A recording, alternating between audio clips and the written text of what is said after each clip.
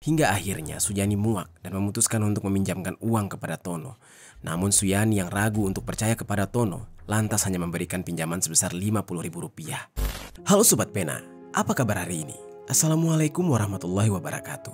Hari ini kita akan kembali membahas kejadian-kejadian mengerikan, kisah nyata yang terjadi di muka bumi ini. Pada tahun 2016 silam, peristiwa tragis dialami oleh seorang ibu rumah tangga di Denpasar, Bali. Dia tewas secara mengenaskan dengan luka parah di dadanya akibat tikaman menggunakan pisau lipat yang tidak habis pikir. Rupanya, aksi yang sangat sadis tersebut dilakukan oleh pria yang merasa sakit hati lantaran kerap ditagih hutang oleh korban. Ya, lagi-lagi kasus tentang hutang. Gila dan sadisnya, anak korban yang berada di dekat korban saat kejadian tidak luput dari serangan pelaku yang membuat anak korban di saat itu terluka parah. Bagaimana cerita selengkapnya tentang kasus yang satu ini? Langsung saja kita bahas di Kata Pena.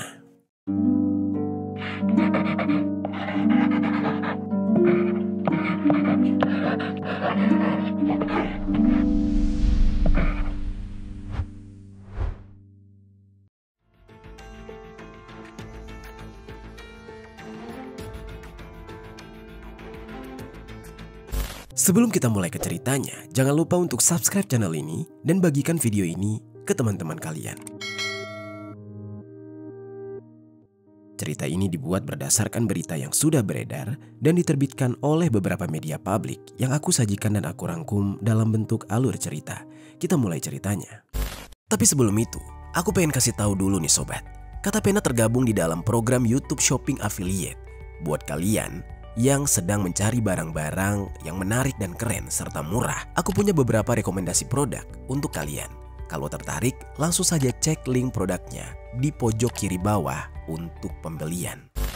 Setiap orang pasti ingin hidup di dalam kesejahteraan, dapat memenuhi segala kebutuhan hidup dan menikmati kebahagiaan. Begitu pula dengan seorang pria yang bernama Tono. Namun jauh dari impiannya, alih-alih bisa menikmati kesejahteraan, dia justru harus bergulat dengan jerat kemiskinan yang membuat hidupnya kian sengsara. Tono menjalani hidup di dalam keterbatasan bersama keluarganya di RT 2 RW 6 Kelurahan Taman Winangun, Kebumen. Dia tinggal bersama ibunya yang bernama Rumiati dan juga saudara kembarnya yang bernama Tony di RT 2 RW 6 tersebut. Tono di saat itu diketahui juga sudah memiliki tanggungan, yaitu seorang anak yang di saat itu juga tinggal bersamanya. Namun mengenai keberadaan ibu atau istri dari Tono ini tidak dijelaskan. Apakah sudah bercerai atau sudah meninggal. Entah apa pekerjaan yang Tono geluti di saat itu. Namun yang jelas pekerjaannya ternyata tidak mampu memberikan penghasilan yang layak. Jangankan untuk memenuhi kebutuhan anggota keluarganya, untuk menanggung hidupnya sendiri saja rasanya sulit. Hingga saat tekanan hidup semakin menghimpit, Tono yang benar-benar sudah merasa putus asa memutuskan untuk nekat merantau. Selain mencari peruntungan di tempat lain, Tono yang lelah dengan beban ekonomi keluarganya juga ingin sekaligus melepaskan tanggung jawab yang selama ini terasa begitu berat. Setelah banyaknya pertimbangan, Tono memilih Pulau Bali sebagai tujuannya, tepatnya di wilayah Denpasar Barat. Dengan harapan baru, Tono berangkat meninggalkan tanah kelahirannya, termasuk ibunya, bahkan anaknya. Dia berharap kehidupan di perantauan bisa memberinya kesempatan untuk mengubah nasib, atau setidaknya jauh dari lingkungan yang selama ini membuat dia stres dan frustasi. Hari-hari di perantauan dilewati oleh Tono dengan berbagai lika-liku. Tono diketahui bekerja sebagai pedagang kue di sana. Berjualan kue di Pulau Dewata, destinasi wisata yang selalu ramai dikunjungi baik oleh turis lokal maupun mancanegara, membuatnya berharap dagangannya bisa laku keras. Namun, ternyata sungguh apes. Harapan yang dia gantungkan di tanah rantau ternyata tidak semanis yang dia bayangkan. Persaingan yang ketat, biaya hidup yang tinggi, serta ketidakpastian penghasilan membuat dia kembali terjebak di dalam kesulitan. Alih-alih meraih kesejahteraan, di perantauan, hidupnya tetap sulit, seakan kemiskinan terus mengikutinya kemanapun dia pergi. Atas nasibnya tersebut, Tono benar-benar merasa frustasi. Meski sudah merantau, kesulitan masih terus menghantui. Dalam renungannya, Tono bingung apa yang harus dia lakukan. Pindah merantau ke tempat lain. Bagaimana jika hasilnya tetap sama? Hanya akan berpindah dari satu kesulitan ke kesulitan lainnya. Apakah dia harus kembali pulang saja? Namun Tono di saat itu tidak ingin kembali ke keluarganya, yang dapat membuatnya semakin tertekan dengan berbagai tuntutan dan ekspektasi yang sulit dia penuhi. Hingga berbagai pertimbangan, Tono pun akhirnya memutuskan untuk tetap bertahan di sana. Yang mana rupanya, cara yang dilakukan oleh Tono untuk bertahan malah membuat dia semakin terjerat di dalam kesulitan, yaitu dengan berhutang kepada orang lain. Salah satu orang yang kerap memberinya pinjaman adalah seorang pria yang bernama Joko. Joko ini merupakan seorang pria yang sudah menikah dengan seorang wanita yang berusia 39 tahun bernama Suyani. Entah sudah berapa lama keduanya menikah, namun yang jelas diketahui keduanya sudah dikaruniai 3 orang anak. Di antara ketiga anaknya, yang diketahui identitasnya adalah anak kedua mereka yang bernama Jafar. Usianya 11 tahun dan di saat itu masih duduk di bangku kelas 5 sekolah dasar. Lalu ada anak ketiga mereka yang masih berusia 4 tahun bernama Saskia. Mereka sekeluarga tinggal di sebuah rumah yang cukup luas di Jalan Lebah 4, nomor 43, Denpasar Barat, Bali. Keluarga mereka bisa dikatakan hidup dengan berkecukupan. Joko sebagai kepala keluarga bekerja di percetakan untuk memenuhi kebutuhan hidup mereka sehari-hari. Di lingkungan sekitar, mereka juga cukup dihormati. Selain karena dikenal sebagai keluarga yang ramah, mereka juga aktif di dalam berbagai kegiatan sosial. Suyani sang istri terlibat sebagai kader di salah satu partai, yaitu Partai PKS, yang sering ikut serta di dalam kegiatan kemasyarakatan, yang salah satunya dengan bergabung di dalam sebuah paguyuban. Yang mana dari paguyuban itulah Tono pertama kali bertemu dan mengenal pasangan suami istri tersebut, yaitu Joko dan Suyani. Setelah mereka sering berinteraksi, Tono jadi mengetahui keramahan dan kondisi ekonomi pasangan suami istri tersebut yang sangat stabil. Dalam situasi sulit yang semakin menjeratnya, Tono melihat kesempatan untuk bisa memanfaatkan kebaikan mereka. Setelah mengubur rasa malunya dalam-dalam, Tono akhirnya memberanikan diri untuk meminjam uang dari Joko. Meskipun keduanya dikenal sebagai orang yang ramah, namun Tono menyadari bahwa di antara pasangan tersebut, Joko lebih mudah iba dan tidak tegaan, sedangkan Suyani memiliki sikap yang lebih tegas. Mengetahui hal itu, Tono tentunya lebih memilih untuk meminta bantuan langsung kepada Joko dengan harapan permintaannya lebih mudah diterima. Dan singkat cerita, tibalah pada hari Jumat, tanggal 2 September tahun 2016. Tono pun menghampiri Joko untuk meminjam uang sebesar 1,5 juta rupiah.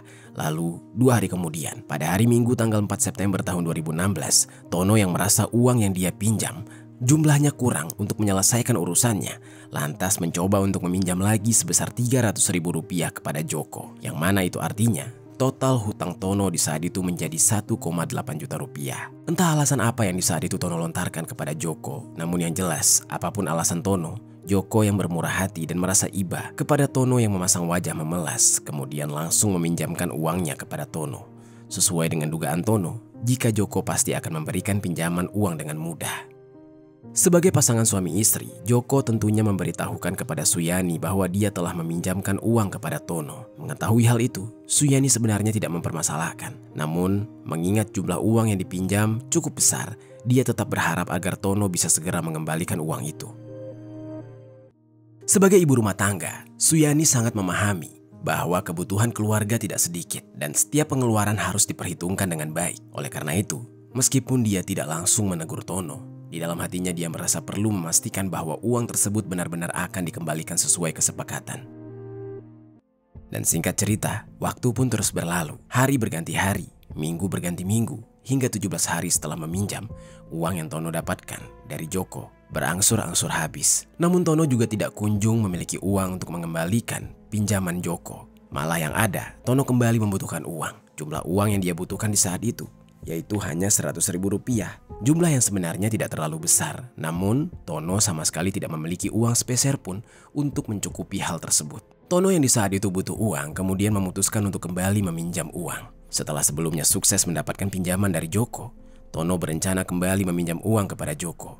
Berharap kali ini Joko mau kembali meminjamkan uang kepadanya. Dan oleh karena itu, tepat pada hari Senin tanggal 19 September tahun 2016 sekitar pukul 9 pagi, pergilah Tono menuju ke rumah Joko di Jalan Gunung Lebah 4 nomor 43, Denpasar Barat, Bali.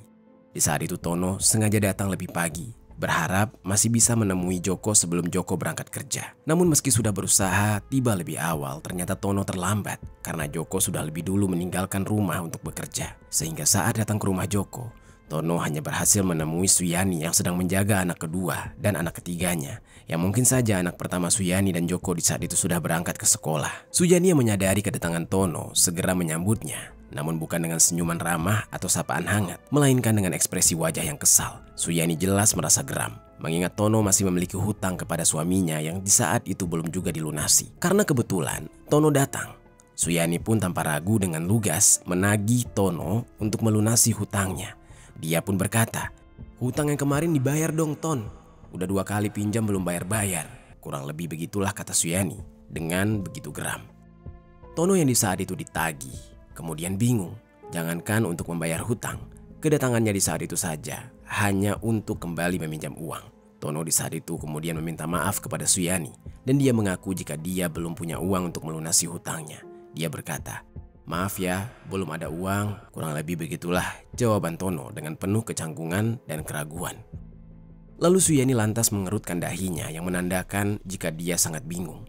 Jika bukan untuk membayar hutang, lantas apa alasan Tono datang ke rumahnya? Suyani yang penasaran kemudian menanyakan, "Kalau bukan buat bayar hutang terus ngapain kesini?" Kurang lebih begitulah tanya Suyani, yang langsung dijawab dengan ragu sambil memasang wajah memelas berupaya untuk mengambil simpati Suyani seperti yang dia lakukan kepada Joko. Dia berkata, "Saya mau pinjam uang lagi, saya benar-benar butuh." Begitulah kurang lebih kata Tono, berharap Suyani mau meminjamkan uang kepadanya. Mendengar maksud dan tujuan Tono yang ternyata datang untuk kembali meminjam uang, benar-benar membuat Suyani menjadi kesal. Di dalam kegeramannya, Suyani mengumpat, bisa-bisanya Tono berani meminjam uang lagi, padahal hutang yang kemarin saja belum dibayarkan. Suyani yang seketika emosi, kemudian menolak untuk meminjamkan uang kepada Tono. Kendati demikian, Tono terus berupaya untuk membujuk Suyani untuk mau meminjamkan uangnya. Dia berkata, "Saya minta tolong banget, cuma 100.000 aja. Gak banyak-banyak kok." Kurang lebih begitulah kata Tono yang terus memohon kepada Suyani. Hingga akhirnya Suyani muak dan memutuskan untuk meminjamkan uang kepada Tono. Namun Suyani yang ragu untuk percaya kepada Tono lantas hanya memberikan pinjaman sebesar Rp50.000. Tono yang di saat itu hanya mendapatkan pinjaman setengah dari yang dia butuhkan. Dia merasa tersinggung, mendadak emosinya muncul. Dia di saat itu mentah-mentah menolak uang 50.000 tersebut yang tentunya membuat Suyani tidak kalah emosi. Suyani benar-benar emosi dengan Tono yang sudah mana belum mampu melunasi hutang, tapi malah belaga dengan tidak mau menerima uang pinjaman darinya. Di dalam amang emosi, Suyani yang benar-benar mendidih. Suyani yang kesal mendesak keras agar Tono melunasi hutangnya. Dan di saat itu, karena didesak, Tono merasa sakit hati. Emosinya berkecamuk. Dendam atas amarahnya seolah langsung menumpuk dan secepatnya ingin sekali dia melampiaskan kepada Suyani. Namun kendati demikian, Tono berusaha menahan diri dan memilih untuk pulang ke kosan. Sesampainya di kos, Tono yang sudah dipenuhi oleh amarah dan rasa sakit hati akibat desakan Suyani mulai kehilangan akal sehat. Didorong oleh emosi yang memuncak, dia jadi gelap mata dan timbul niat untuk melakukan tindakan kriminal sebagai bentuk pelampiasan atas kekecewaan dan kemarahannya. Lalu tibalah keesokan harinya, tepat pada hari Selasa tanggal 20 September tahun 2016. Tono yang serius dengan niat kejinya lalu berangkat ke rumah Suyani lagi, tepat pada pagi hari sekitar pukul 8. Namun sebelum dia berangkat ke rumah Suyani dan melancarkan aksinya, Tono sempat mengambil sebilah pisau lipat dan membawa pisau lipat tersebut dengan menyelipkannya di balik celana. Kemudian setelah itu, barulah Tono berangkat ke rumah Suyani. Sesampainya di rumah Suyani, Tono yang sudah dikuasai emosi justru harus menelan kecewa. Rumah tersebut sepi. Joko seperti biasa sudah berangkat bekerja, sementara Suyani sedang pergi ke sekolah anak keduanya. Mendapati rumah tersebut kosong dan Suyani tidak ada di rumah, Tono tidak mau menyerah. Dia memutuskan untuk menunggu sampai Suyani datang, sehingga dia bisa melampiaskan seluruh emosinya. Pada sekitar jam 9 pagi, Tono di saat itu menunggu kedatangan Suyani di sekitar warung dan tempat jual air isi ulang yang hanya berjarak 20 meter dari rumah Suyani. Tono yang di saat itu tidak sabar menunggu kepulangan Suyani, dia mulai gelisah. Dia mondar-mandir di sekitar rumah, pikirannya dipenuhi oleh amarah dan rencana yang berkecamuk di dalam benaknya. Hingga setelah lama menunggu, Tono yang tidak juga kunjung mendapati Suyani kembali pergi dari sana dan berencana akan balik lagi nanti. Dari sumber informasi di media, diketahui di saat itu Tono berupaya untuk mencuri dari seseorang yang merupakan bos singkong. Namun apakah pencurian itu berhasil atau tidak dijelaskan secara detail di media manapun. Hingga pada akhirnya, sekitar jam 1 siang, Tono pun akhirnya kembali mendatangi rumah Suyani. Kali ini, dia melihat bahwa Suyani ternyata sudah pulang ke rumah setelah menjemput anaknya. Tanpa membuang waktu, Tono langsung menghampiri dan masuk ke dalam rumah tanpa permisi, membuat Suyani beserta kedua anaknya, yaitu Jafar dan Saskia, terkejut dengan kedatangan Tono yang tiba-tiba. Suyani yang di saat itu merasa tidak nyaman dengan kehadiran Tono, segera menanyakan maksud kedatangannya. Namun tidak dijawab. Tono hanya menatap Suyani dengan tajam. Dan lantas Suyani yang kesal langsung mendesak Tono untuk segera melunasi hutangnya. Dia di saat itu berpikir, mungkin saja Tono datang lagi untuk meminjam uang. Namun di saat itu, ucapan Suyani justru membuat Tono semakin terbakar emosi. Rasa marah dan sakit hatinya semakin memuncak hingga dia menjadi yakin untuk melancarkan niat jahatnya terhadap Suyani. Dengan cepat, Tono meraih pisau lipat yang dia sembunyikan di bagian belakang celana. Tono yang di saat itu sudah dikuasai amarah dan sudah kehilangan akal sehat, langsung menyerang Suyani dengan brutal. Pisau di tangannya melesat tanpa ragu, menghujam bagian dada sebanyak 3 kali. Serangan itu begitu sadis hingga membuat luka menganga di dada Suyani yang kemudian menyemburkan cairan merah segar dan mengalir deras. Di dalam keadaan yang terkejut dan mulai melemah, Suyani di saat itu berusaha mengerahkan seluruh tenaganya untuk menjerit, berharap ada yang mendengar suara jeritannya dan lalu menolong dia. Namun ternyata jeritan itu justru membuat Tono semakin gelap mata. Tono yang mulai kesetanan kemudian kembali melancarkan serangan dan kali ini mengarah ke bagian punggung Suyani secara berkali-kali dengan brutalnya. Lalu sementara itu, kedua anak Suyani yang tidak kuasa melihat kebengisan di depan mereka sangat ketakutan. Mereka menangis sejadi-jadinya. Anak kedua Suyani yaitu Jafar yang benar-benar ketakutan dan tidak tega melihat sang ibu dihabisi secara langsung di depan matanya. Dia berusaha menghampiri ibunya yang sudah bersimbah cairan merah. Namun sungguh malang, Jafar yang menghampiri sang ibu juga malah jadi sasaran dari kebrutalan Tono. Dengan kejam, Tono mengayunkan pisaunya sekali lagi, hingga Jafar yang masih kecil harus menerima luka tikaman di dadanya. Seketika ibu dan anak tersebut lemah tak berdaya dengan cairan merah yang terus mengalir dari luka parah di tubuh mereka. Beruntungnya, Saskia, anak ketiga Suyani, tidak ikut diserang. Namun dia menangis histeris sejadi-jadinya, berteriak melihat ibu dan kakaknya terluka parah.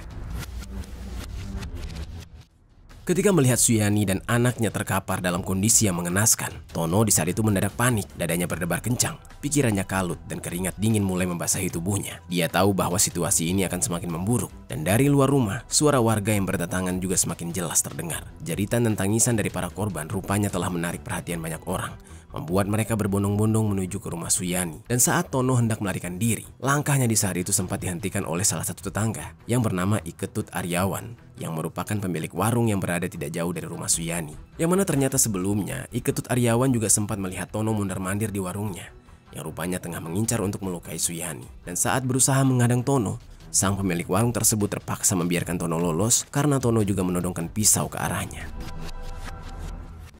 Tono yang berhasil kabur di saat itu langsung melarikan diri ke dalam Pura Tegal Timbul Gatep Manis di Jalan Kalimutu 2, Tegal Harum, Denpasar Barat, yang berada sekitar 500 meter dari lokasi rumah Suyani.